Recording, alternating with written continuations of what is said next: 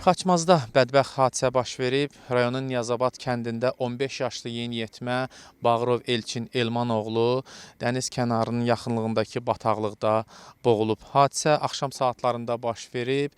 O adəti üzrə öz atı ilə iri buynuzlu heyvanların dalınca gəlib və bu zaman ərazidəki böyük su gölməçəsində atdan yıxılaraq suda boğulub.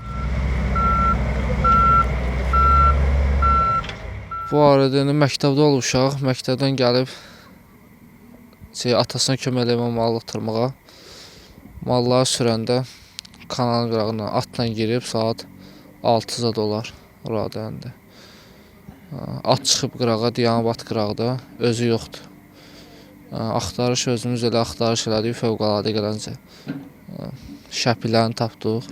Yeniyetmənin axtarışlarına Fövqəladə Hallar Nazirliyinin Sularda Xilas Etmə Xidmətinin əməkdaşları, dağlıqçılar və kənd sakinləri cəlb olunub. İlkin mərhələdə yeniyetmənin meyitini aşkarlamaq mümkün olmayıb. Yalnız traktorlar vasitəsilə kanallar açılaraq su hövzəsi boşaldıqdan sonra səhər saatlarında Elçin Bağırov meyitini aşkarlamaq mümkün olub. Meyit aidiyyəti üzrə təhvil verilib. Faktla bağlı araşdırma aparılır.